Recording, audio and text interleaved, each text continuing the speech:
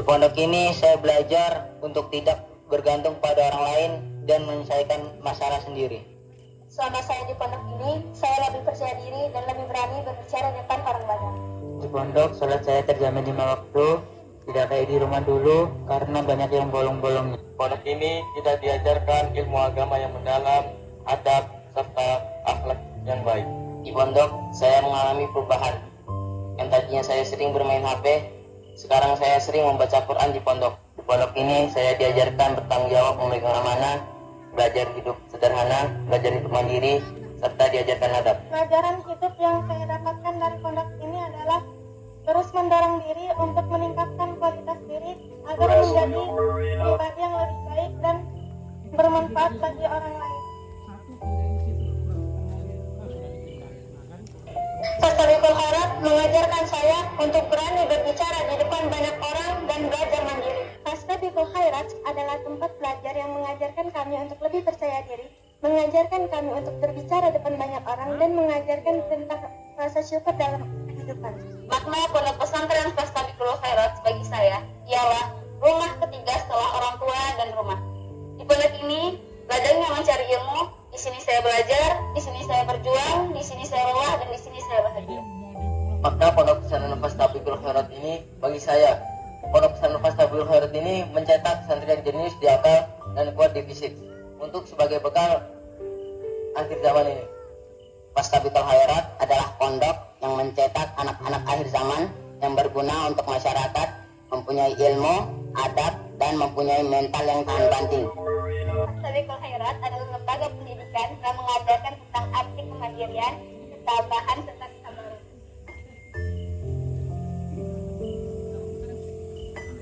Kontribusi yang akan saya berikan untuk umat, saya akan berbagi ilmu yang telah saya dapatkan agar ilmu saya bermanfaat dan berkah untuk saya dan umat.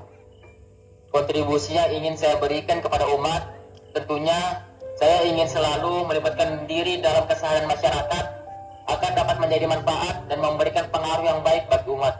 Insya Allah saya akan membuka tempat belajar mengaji untuk anak-anak, atau saya yang akan bergabung ke lembaga pendidikan Islam yang lain untuk mengajar.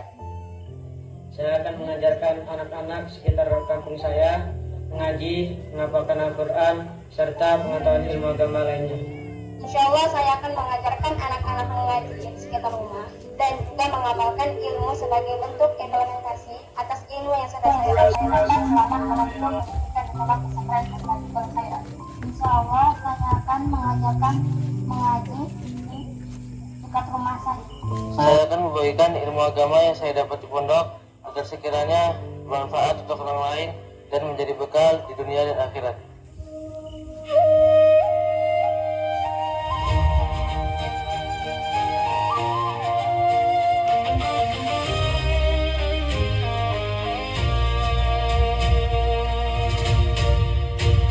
Mentari pagi menyapa langkah kami, menuntut ilmu demi ridho Ilahi. Jauh dari ayah bunda tercinta,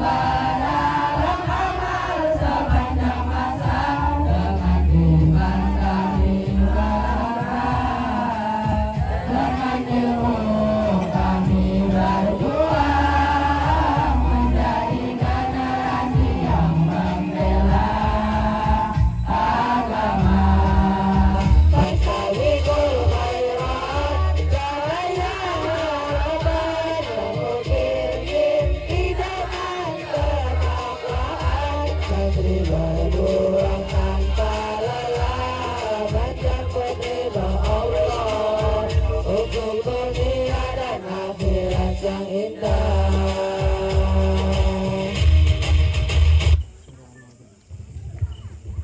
Selamat malam semuanya. Beri tepuk tangan yang meriah.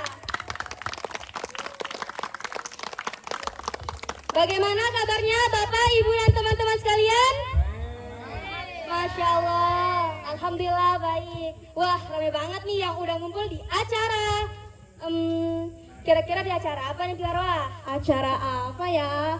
Para penonton tahu nggak acara apa?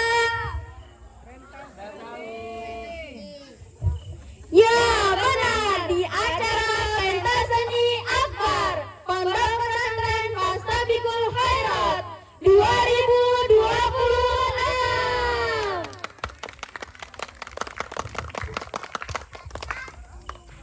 Sebelumnya nih bapak-bapak, ibu-ibu, dan teman-teman sekalian, kami berdua punya pantun nih. Telur dadar bumbunya lada, ditambah acar jadi selera. Kami di sini sebagai MC-nya, semoga lancar membawakan acara. Perkenalkan, nama saya Marwah dan saya Zahra. Kami berdua akan menemani para hadirin sekalian dalam rentetan acara pada malam hari ini. Para penonton sudah pada penasaran belum? Penasaran atau penasaran banget nih? Ya jelas udah penasaran lah Zahra, saya aja udah penasaran. Oh ya di Marwah, supaya acara malam ini makin asik, alangkah baiknya kita ditemani segelas es kopi dan keripik gak sih? Bener Zahra, tapi sebenarnya Ana lapar banget nih. Tenang aja di Marwah, nanti ditemaninya bukan sama es kopi dan es keripik aja, ada makanan dan minuman lainnya. Wah, emang kamu beli es kopi, keripik, dan lain-lainnya di mana? Pastinya dong di kafe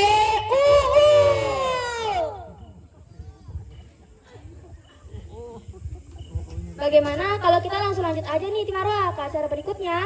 Bener Zahra, Ana setuju. Karena setelah ini akan ada penampilan dari teman-teman Iwan kita. Wah, acara apa tuh Timarwa? Biar deh nanti aja, biar penonton aja menyaksikannya. Keep calm and enjoy the show!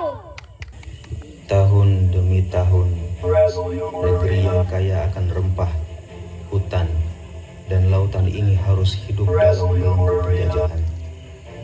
Rakyat dipaksa bekerja tanpa mengenal lelah. Hasil bumi dirampas, tangis, penderitaan, dan air mata menjadi bagian dari kehidupan sehari-hari. Namun, penjajah tidak pernah mampu merampas satu hal yang paling berharga: semangat untuk merdeka. Di sebuah desa yang jauh dari hiruk-pikuk kota, rakyat hidup dengan sederhana. Mereka bekerja di sawah, berkebun, dan bergotong royong demi menghidupi keluarga. Namun, di balik ketenangan itu, penderitaan akibat penjajahan masih membayangi. Hasil bumi dirampas, tenaga diperas, dan kehidupan menjadi semakin sulit. Meski demikian, harapan tidak pernah padam. Di setiap hati rakyat Indonesia tumbuh keyakinan bahwa suatu hari nanti negeri ini akan benar-benar merdeka. Di tengah-tengah aktivitas mereka, tiba-tiba datanglah seorang pemuda yang berlari kencang ke arah desa tersebut dengan membawa suatu kabar. Saudara-saudaraku, berkumpullah, ada kabar besar untuk kita semua. Ada apa? Mengapa engkau berada tergesa-gesa? Indonesia telah merdeka. Bung Karno dan Bung Hatta telah memproklamasikan kemerdekaan kita. Benarkah? Apakah penjajahan yang selama ratusan tahun kita alami akhirnya berakhir? Ya benar, sekarang kita menjadi rakyat yang merdeka. Merdeka, merdeka, merdeka. Allahu Akbar.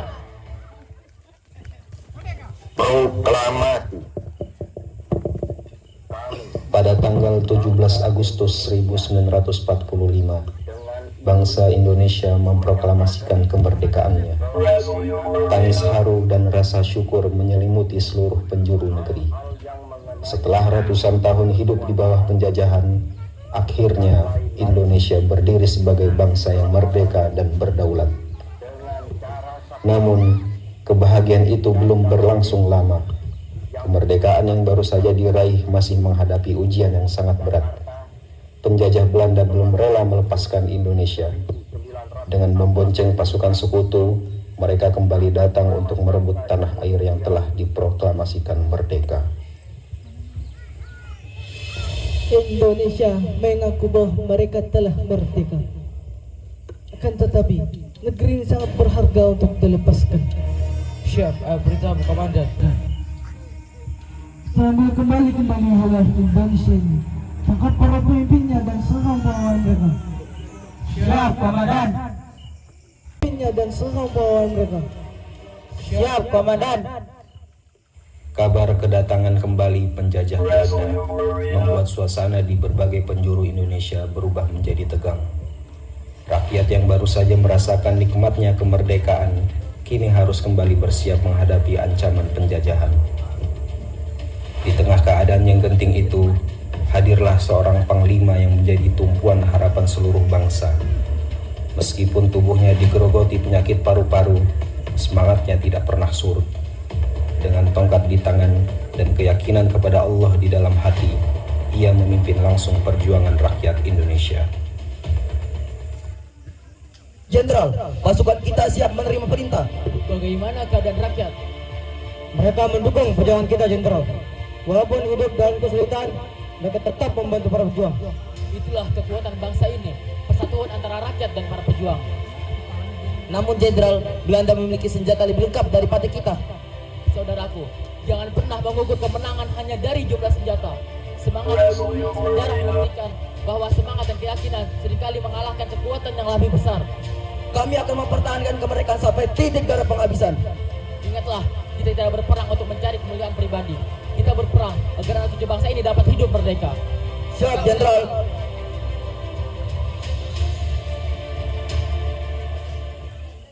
Hari demi hari berlalu dalam kerasnya medan perjuangan. Bersama para prajuritnya, Panglima Besar Jenderal Sudirman terus bergerak dari satu tempat ke tempat lainnya. Mereka menembus hutan yang lebat, mendaki pegunungan, menyeberangi sungai, dan menghindari setiap jejak yang dapat diketahui musuh.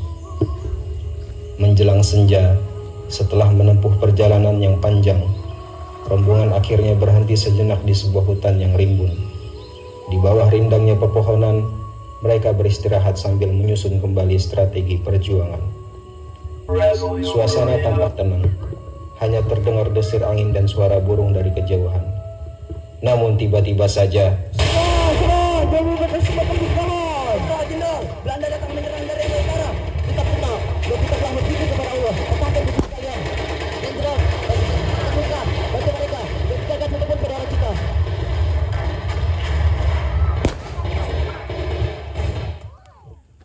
pertempuran demi pertempuran terus terjadi di berbagai penjuru negeri. Meski harus menghadapi musuh yang jauh lebih unggul dalam persenjataan, semangat para pejuang Indonesia tidak pernah padam.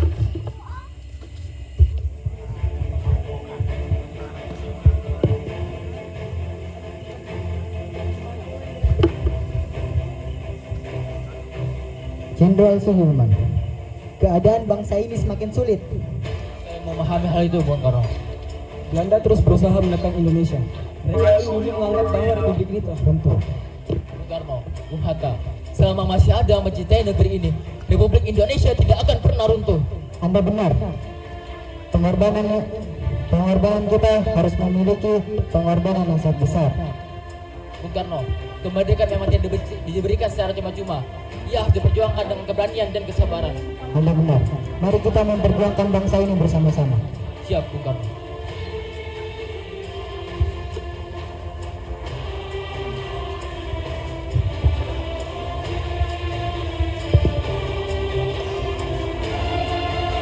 Jenderal, kondisi kesehatan Anda semakin memburuk.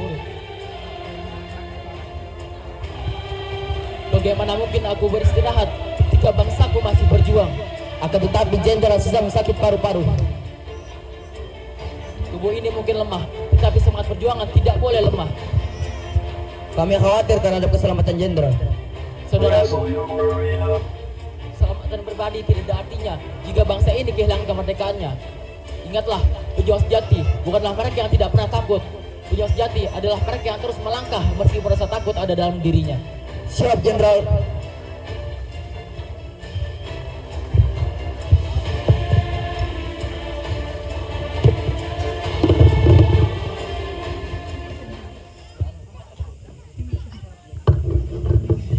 Panglima Besar Jenderal Sudirman mengobarkan semangat kepada seluruh pasukan agar tidak pernah menyerah.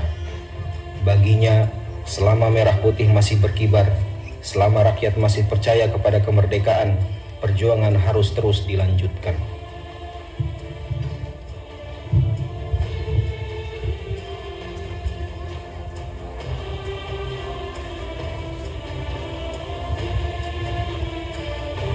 Jenderal, kami hanya rantai luar biasa. Kami tak mampu lagi mengangkat senjata seperti para pejuang lainnya. Pak Tua, jangan meremehkan peran rakyat. Apa yang dapat kami lakukan, Jenderal? Memberikan makanan kepada para pejuang, menjaga persatuan, serta tidak menyerah kepada penjajah, itu pun adalah perjuangan. Kami akan membantu semampu kami. Ingatlah, bangsa yang besar tidak dibangun oleh satu orang, ia dibangun oleh seluruh rakyatnya. Siap, Jenderal.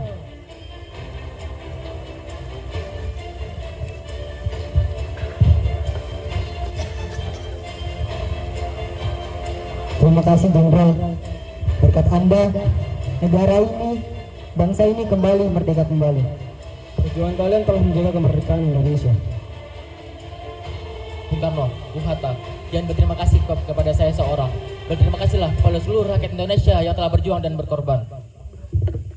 Setelah perjuangan yang panjang dan pengorbanan yang begitu besar, tibalah saat yang dinanti oleh seluruh rakyat Indonesia. Belanda akhirnya mengakui kedaulatan Republik Indonesia. Tangisan haru berubah menjadi senyum kemenangan.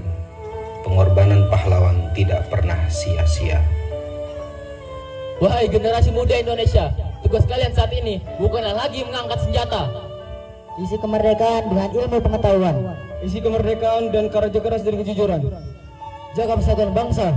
Hormati jasa para pahlawan. Kami berjanji akan menjaga Indonesia. Kami berjanji akan mengisi kemerdekaan dengan prestasi. Kami berjanji akan meneruskan jasa para pahlawan. Merdeka, merdeka,